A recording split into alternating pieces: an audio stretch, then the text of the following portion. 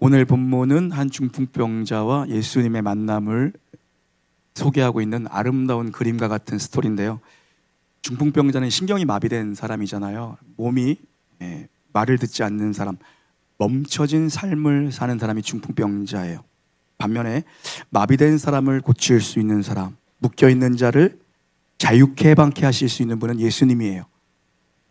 중풍병자가 예수님을 만나면 되거든요. 그런데 움직이지를 못해요. 그래서 중풍병자를 예수님에게 연결시켜줄 연결자가 꼭 있어야 되거든요. 4명의 친구들이 이 중풍병자가 누워있는 침상 들것째 들어서 예수님께 나아갑니다. 이 친구들이 연결자의 사명을 감당한 거예요. 말씀 준비하면서 이런 친구가 있으면 얼마나 좋을까? 여러분 이런 친구가 있으십니까? 이런 믿음의 친구들이 있으면 얼마나 좋을까? 상당히 부러웠습니다. 우리가 영적인 안목이 있어야 되고 영적으로 볼 수 있는 눈이 있어야 되는데 이 시대에도 연결자가 필요합니다. 세상 속에 마비되어 버린 것들을 볼 수 있어야 돼요. 중풍병자는 움직이지 못하는 사람, 이거는 죄인인 인간을 대표하는 상징적인 의미가 있다고 생각을 해요. 영이 마비된 사람입니다. 스스로 하나님을 찾을 수 없는 사람, 스스로 죄를 벗어버릴 수 없는 사람, 죽음의 문제를 어떻게 해결할 수 없는 사람, 스스로가 우리가 죄의 문제를 해결할 수 없고 스스로가 구원의 문제를 해결할 수 없습니다. 영적인 눈으로 우리가 세상에 마비된 것들을 보는 눈이 있어야 되거든요. 누군가가 반드시 도와줘야만, 연결자가 있어야만 죄사함의 은총을 받고 구원의 은총을 받을 수 있다는 거예요. 이 중풍병자에게는 4명의 친구가 바로 이런 연결자였습니다. 한 리서치에 따르면요, 사람이 교회 문턱을 넘고 예수님을 영접하고 구원을 받는데 평균적으로 최소 7명의 복음 전도자를 만난다고 합니다. 그러니까 여러분이 여기 앉아 계시는 거는 여러분이 인식하고 계실 수도 있고 아닐 수도 있겠지만 최소한 7명 정도의 믿음의 사람들을 거친 겁니다. 최소일 겁니다. 여러분의 영혼을 위해서 기도한 분들, 여러분의 구원을 위해서 기도한 분들, 보이지 않는 그런 내용들까지 다 한다면요, 7명이 뭐겠습니까? 하나님이 우리 한 영혼을 구원하시고자 최소 7명을 파송하신 겁니다. 우리에게 복음의 메시지를 전도하고 우리를 구원의 길로 인도하기 위해서. 우리는 스스로 내 발로 예수님 앞에 나올 수 없는 자들입니다. 그래서 이제 여러분도 누군가의 연결자가 되어야 되거든요. 제가 지난주에 새벽 예배 마치고 한 집사님이랑 이제 대화를 나눴는데 둘이 있게 돼서 정막이 흐르고 있었는데 뭔가를 얘기해야 될 것 같은데, 평소에 이제 그분이 기도 열심히 하시는 분이라 궁금한 게 좀 많았는데 둘이 이렇게 있었어요. 어색하게. 그래서 그 제가 또 침묵을 못 견뎌하거든요. 침묵을 깨기 위해서 질문했어요. 집사님은 어떻게 예수 믿게 됐습니까? 직설적으로, 원색적으로 물어봤죠. 이분이 그랬더니 준비했다는 듯이 본인 스토리를 쭉 풀어놓으시는데 누군지 알려고 하지 마세요. 네. 그런 사람이 있습니다. 20대 초반에 이제 회사에 취업해서 정말 첫 직장에서 좋은 언니를 만났대요. 너무 좋은 언니였대요. 근데 어느 날 이 좋은 언니가 우리 교회 한번 와보라고 그러더래요. 그래서 거절을 못 하겠대. 너무 언니가 좋은 사람이라 거절을 못 하겠대. 그래서 어쩔 수 없이 그냥 따라갔대요. 갔다가 그날 주야 주여 통성기도 하는 거 보고 기겁해서 도망 나왔대요. 그래서 회사에서 다음날 이 언니 다시 만났을 거 아니에요. 이 언니가 다시 이제 설명을 해주더래. 누군지 알려고 하지 마세요. 이 언니가 너 왜 갔어? 순이야, 너 왜 갔어? 순이라는 분이 있어요. 순이야, 봐봐, 불이 났는데, 니네 집에 불이 났는데 어떻게 부랴 그러니? 부랴 그러지. 교회에서 주여 주여 하는 거는 죽게 생겼으니까 살려달라고. 주님밖에 나의 구원자가 없다고 너무 간절하니까 그렇게 간절하고 절박함을 가지고 하나님께 요청하는 게, 도와달라고 살려달라고 요청하는 게 주여 주여 그렇게 부르짖는 거야. 그것도 차분히 또 설명을 해주니까 또 이제 또 수용이 되더래. 네? 수용 잘하게 생기셨잖아요. 수용이 되더래 이분이. 그래서 이 언니가 한 번만 더 가보자 그러더래. 언니가 너무 좋은 언니니까 또 어쩔 수 없이 따라간 거야. 또 안 가면 다음날 또 회사에서 만나니까 얼마나 또 민망할 거예요. 또 갔대요. 근데 갔는데 그때 목사님 설교가 창세기 1장 1절이었대요. 태초에 하나님이 천지를 창조하시니라. 아멘.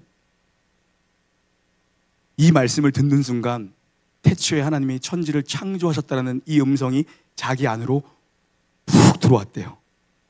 그러면서 20대에 가장 공허했던 자기의 인생을 공허함을 끝내고 허무함을 끝내는 가장 큰 인생의 과제 하나를 끝내놓는 듯한 경험을 그날 했대요.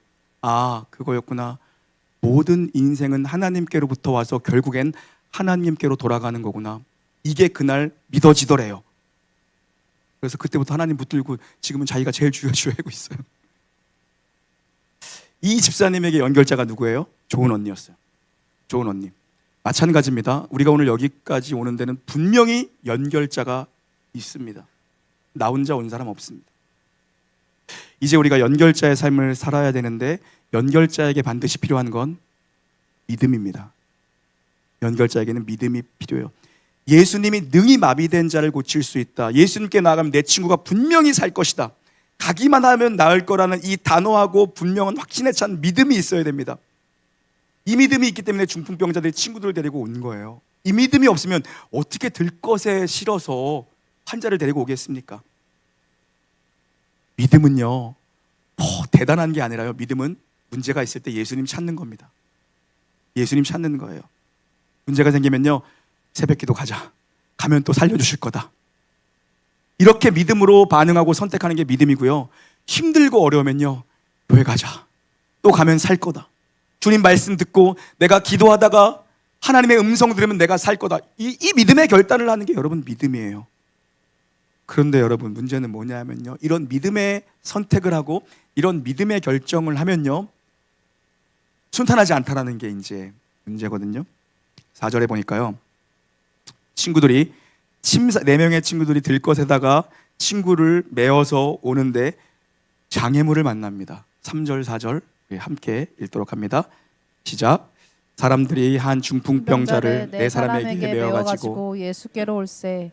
무리들 때문에 예수께 데려갈 수 없으므로 그 계신 곳에 지붕을 뜯어 구멍을 내고 중풍병자가 누운 상을 달아내리니. 아멘. 아멘. 믿음을 가지기 시작하고요, 믿음으로 반응하기 시작하면 반드시 찾아오는 게 장애물입니다. 방해 요소가 분명히 있어요. 일사천리로 가는 경우가 없습니다. 장벽을 만나게 되고요, 포기하고 싶은 마음이 들게 합니다. 내가 기도 생활 한번 해보자. 내가 주일 성사 한번 올해는 해보자.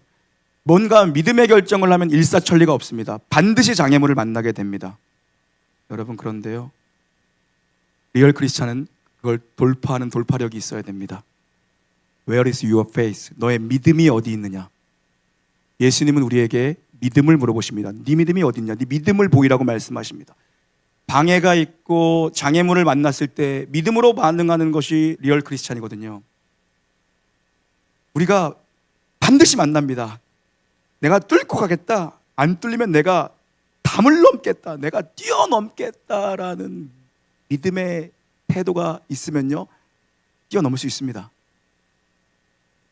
두려우면 절대 믿음의 장애물을 뛰어넘을 수가 없어요. 염려가 넘치면요, 절대 믿음의 돌파력을 발휘할 수가 없습니다. 진짜 그리스도인들은 믿음으로 담을 뛰어넘는 자들인 줄 믿습니다. 여러분 앞에 지금 방해물이 있고 장애물이 있습니까? 겨자씨만한 믿음만 있다 할지라도 모든 장애물을 돌파할 줄 믿습니다. 일단 그냥 하는 겁니다. 복음은 행동하는 겁니다. 복음은 행하는 겁니다. 복음은 일단 반응하는 게 복음이에요. 여러분, 믿음이 있는 사람은 돌파합니다. 그리고 진심인 사람은 돌파를 하더라고요. 그리고 사랑하면 돌파합니다. 사랑이 없으면 언제나 핑계를 찾습니다. 그런데 사랑이 있으면 언제나 해결 방법을 찾아오더라고요. 자식이 아파봐요. 새벽 몇 시에 아파도요, 엄마는요 해열제 찾아오고 병원 찾아갑니다. 사랑이 있고 진심이면요, 믿음으로 반응하면요, 해결 방법이 보이죠. 이들이요, 지붕을 뚫고 침상을 달아 내려버립니다. 여러분, 사방이 막혀도 하늘길은 열린 줄 믿습니다. 하늘길은 언제나 열려 있어요. 그 하늘의 능력을 다운로드하는 것이 바로 믿음입니다. 그것이 바로 기도입니다. 그래서 여러분, 예수님도 설교하다가 엄청 당황하셨을 거예요. 갑자기 예수님이 설교하고 있는데 앞에서 흙먼지가 나더니 이만한 흙덩이 툭툭 떨어지더니 빛이 들어오더니 이만한 구멍이 나더니 거기서 들것에 사람이 실려 내려옵니다. 거기에 움직이지 못하는 중풍병 환자가 누워 있는 거예요.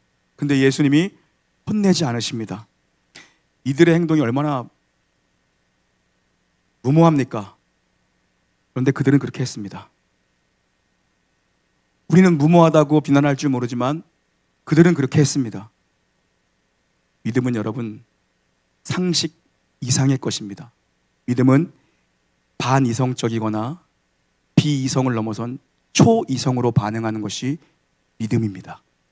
믿음으로 선택하고 믿음으로 선포하고 믿음으로 걸음을 뗀다는 건 우리가 무모하거나 우리가 비이성적이고 우리가 반이성적인 것이 아니라 이성을 넘어서는 초라는 분을 믿기 때문에 초이성적인 선택이고 초이성적인 언행입니다. 여러분의 입술이, 우리의 입술이 믿음의 입술로 바뀔지어다. 믿음은 선포하는 겁니다. 선포하고 행동하는 겁니다. 그때 기적이 일어나요. 믿음은 무엇과 연결이 되는가? 믿음의 열매는 무엇인가? 믿음은 기적과 연결이 됩니다. 믿음으로 선택하고 믿음으로 반응하고 믿음으로 걸음을 뗀 자만 언제나 기적을 봅니다. 요단강에 발을 담궜을 때, 제사장들이 발을 담궜을 때 그때 요단강이 갈라집니다. 5절 함께 읽겠습니다. 5절입니다. 시작. 예수께서 그들의 믿음을 보시고 중풍병자에게 이르시되 작은 자야 내 제사함을 받았느니라 하시니. 아멘. 믿음은 기적과 연결되잖아요. 믿으면 하나님의 영광을 보는 겁니다. 주님이 말씀하셨습니다. 믿으면 영광을 보리라. 그들의 믿음을 보시고 그 들것에 실려있는 중풍병자를 주님이 고쳐주시는데요, 여기서 그들에는 분명히 그 들것에 있었던 중풍병자도 분명히 그들 중에 포함됐을 겁니다. 그러나 1차적으로 그들은 친구들의 믿음입니다. 그 중풍병에 걸린 친구를, 일어나지 못하는 친구를 침대째 들고 온 친구들, 그들의 믿음을 보시고 주님은 환자를 고쳐주셨어요.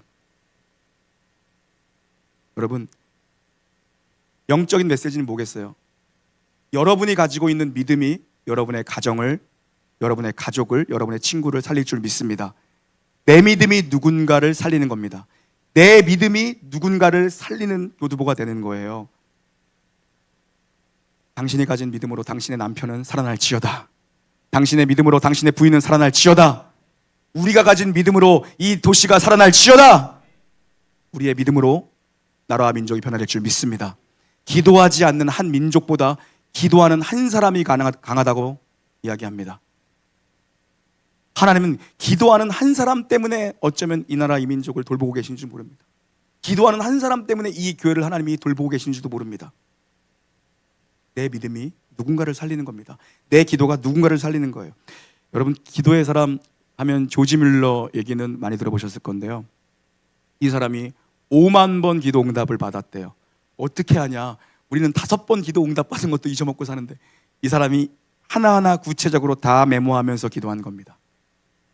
그러니까 기도가 응답될 때마다 하나씩 체크한 거예요. 평생에 이 사람이 그 많은 기도 응답, 수만 번의 기도 응답을 받았는데요, 이 사람의 기도 제목 가운데 하나는 뭐냐면 그의 가장 가까웠던 친구들의 구원의 문제를 놓고 그가 기도했어요. 5명의 친구의 이름을 적어놓고 그가 평생토록 기도했는데 그 중에 4명은 그가 살아생전에 예수님께 돌아오는 회심의 역사를 경험하고 구원을 경험하는 놀라운 역사를 그가 체험합니다. 5명의 기도, 5명의 친구들 놓고 평생 기도했는데 4명이 구원을 받습니다. 그리고 조지 뮬러가 세상을 떠나버립니다. 죽습니다. 근데 그는 5명의 친구의 이름을 놓고 52년을 기도했거든요. 한 명은 구원 못 받았어요. 그런데 그 한 명이 조지 뮬러의 장례식장에 와서 자기 친구의 장례식장에서 52년 동안 자기의 이름을 놓고 기도한 조지 뮬러의 기도 노트를 보고 거기서 무릎을 꿇고 그리스도를 영접합니다. 믿음은 이렇게 역사하는 겁니다. 기도는 이렇게 기적을 만드는 거예요. 기도는 하나도 땅에 떨어지지 않습니다. 기도는 어떤 방식으로든 여러분 응답이 됩니다. 기도는 어떤 때이거든 응답이 됩니다. 하나만 더 얘기해볼까요? 기도 얘기했으니까. 예전에 어떤 목사님 설교 듣다가 제가 메모해 둔 거거든요. 미국에 이제 어떤 엄마가, 신앙생활하는 엄마가 자기 아들에 대한 에피소드를 이제 글을 쓴 거예요. 애가 이제 5살 되면서부터 이제 투정 부리고 땡깡 부리고 뭐 난리더래요. 마트만 가면 이제 초코 과자 사달라고 난리를 부리더래요. 안 사주면 뭐 아주 그냥 가지러지게 막 때를 쓰고, 마트 뭐 일주일에 한 번씩 가니까. 그래서 이제 엄마가 집에서 단호하게 이제 다짐을 받은 거야. 가서 절대 사달란 말 하지 마. 안 사줄 거야. 안 돼. 그리고 이제 마트를 데리고 간 거예요. 이 마트 간 거야. 애가 뭐 금방, 애들은 뭐 잊어버리잖아요. 또 가자마자 과자 보이니까 또 이제 사달라고, 초코 과자 사달라고 엄마가 단호하게 안 돼. 또 1분 지나서 또 사달라 그러고 안 돼. 이 아이가 어떻게 했느냐 때문에 이 엄마가 이 글을 쓰게 된 건데요. 마트 한복판에서 이 5살짜리 어린애가 큰 소리로 외쳤대요. 나사렛 예수 그리스도 이름으로 명하노니 초코 과자를 사줄 지어다. 그랬더니 놀라운 일이 일어났어요. 그 가운데 예수 믿는 사람들이 얼마나 많았겠어요. 마트에서 애가 너무 귀여우니까 과자 하나씩 주고 갔대요. 과자가 쌓였대. 이 아이의 인생이 어쩌면 여러분 가장 좋은 경험을 한 건지 몰라요. 예수 이름으로 선포하니까 응답되는 걸 본 거예요. 나사렛 예수 이름의 능력이 얼마나 파워풀한 것이고, 믿음의 능력이, 기도가 어떤 식으로든 응답이 된다는 걸 얘는 5살 때 본 거예요. 여러분, 그겁니다. 기도는 하나도 땅에 떨어지지 않습니다. 어떤 식으로든 응답이 돼요. 여러분, 그래서 애들이 오늘도 수련회 가고 하는데, 한 번의 수련회가 그 아이의 인생에 진짜 전환점이 될 수가 있는 거고요. 단 한 번의 예배가 어떤 한 사람의 인생을 완전히 뒤바꿀 수 있거든요. 한 번의 예배가 그렇게 중요한 거예요. 그래서 사실 우리가 이 자녀들과 예배를 나누어서 드린 지가 그렇게 기독교 역사 속에서 길지 않습니다. 한 150년, 180년 정도 됐지. 사실은 아이들과 예배를 같이 드렸어요. 가장 좋은 거죠. 우리는 다 이제 세분화돼서 분리되어 있지만, 그래서 아이들과 함께 기도하는 금요 기도회라던가 이럴 때는 자녀들 데리고 나와서 애를 떠들고 뭐 자더라도 데리고 나오는 게 정말 신앙에는 너무 좋은 거거든요. 거기서 보고 배우는 거예요. 자면서 졸면서 배우는 겁니다. 나사렛 예수 그리스도 이름의 권세를 배우는 거예요. 주여 주의 능력을 배우는 겁니다. 지금요, 믿음이 일을 하고 있습니다. 내 믿음이 누군가를 살리거든요. 여러분이 가지고 있는 믿음이 땅에 묻어두면 안 돼요. 여러분의 믿음으로 누군가를 예수께로 연결하는 연결자의 믿음으로 누군가를 살려야 되거든요. 여러분, 이 사건이 중풍병자를 지붕에서 내려다른 이 사건이 공관복음, 마태, 마가, 누가 세 개 복음서에 다 기록되어져 있습니다. 그만큼 중요하다는 거예요. 성경이 이 사건을 왜 이렇게 중요시 다루냐면요, 5절에 그 이유가 있는데요. 5절 보면 단순히 육신 치유 사건이 아니라 예수님께서는 육신이 병든 자인데 뭘 선포하십니까? 죄 사함을 선포하십니다. 육의 치유에 머물러 있지 않고 영으로 연결시킵니다. 영으로 가시는 거예요. 이 사건이 예수님이 죄사함의 권세를 처음 선포하신 사건이라 공관복음서가 다 기록하고 있는 겁니다. 죄사함의 권세를 처음으로 선포하신 사건이에요. 공식적으로. 그 얘기는 뭐냐면, 죄사하는 권세는 인간에게 없습니다. 하나님께만 있습니다. 예수님이 내가 죄사함의 권세를 가지고 온 하나님이라는 걸 선포하신 거예요. 그래서 성경이 다 기록하고 있는 겁니다. 여러분, 기독교 신앙의 가장 위대함은 죄사함의 복음을 선포하는 겁니다. 이 죄사함의 복음이 사람을 살립니다. 이 죄가 예수 그리스도 보혈로 씻겨져야 사람이 살 수 있는 겁니다. 예수님이 이 일에 저 여러분을 연결자로 쓰기를 원하세요. 주께서 나를 쓰시겠다라고 말씀하십니다.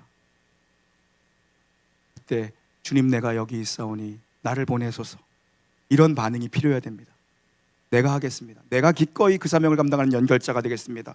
내가 기꺼이 주님 앞에 쓰임받기를 원합니다. 만약에 예수님께서 하늘 보좌에 앉으셔서 우리가 지옥에 가든 말든, 죄를 듣던 말든 팔짱 끼시고 니들 뭐 알아서 해라, 지옥 가든 말든 알아서 해라, 그러면 우리의 구원은 일어나지 않았을 겁니다. 우리의 구원은 없습니다. 예수님께서 하늘 보좌를 버리고 이 땅에 오셔서 하늘과 땅을 연결하셨어요. 영원과 시간을 연결하셨습니다. 하늘과 땅을 연결하신 사건이 바로 성육신 사건, 예수님이 이 땅에 오신 사건입니다. 그리고 영원 속에 계신 분이 시간 가운데 오신 겁니다. 영원은 시간을 쭉 무한대로 늘려놓는 것이 영원의 개념이 아닙니다. 영원이라는 것은 시간을 초월하는 개념이 바로 영원의 개념입니다. 우리 인생의 진정한 연결자가 있다면 바로 예수님이 우리 인생의 진짜 연결자이십니다. 예수님은 하나님과 나를 십자가로 연결하시는 구원의 연결자가 되셨습니다. 여러분 안에 내가 누군가를 정말 죄사함의 복음을 듣게 하고 내가 누군가에게 예수 그리스도의 십자가의 복음의 생명을 선물하고 싶다. 세상이 줄 수 없는, 여러분 다른 건 세상에서 다 누리고 다 받을 수 있습니다. 그러나 유일하게 교회만, 그리고 유일하게 이 말씀만 줄 수 있는 것이, 유일하게 그리스도인만 줄 수 있는 것이 하나 있다면 무엇입니까? 죄사함의 복음, 바로 구원의 생명의 복음입니다. 여러분 믿음이 누구를 살립니다. 여러분 믿음으로 누군가를 살리게 될 줄 믿습니다. 우리 옆에 있는 분 보고 한번 인사하겠습니다. 내 믿음이 너를 살렸어. 인사하겠습니다. 시작. 내 믿음이 너를 살렸어. 내 믿음이 당신을 살리는 겁니다. 이제 당신의 믿음이 누군가를 살리는 연결자로 주님 앞에 쓰이는 복된 인생 되시기를 주의 이름으로 간절히 축원합니다.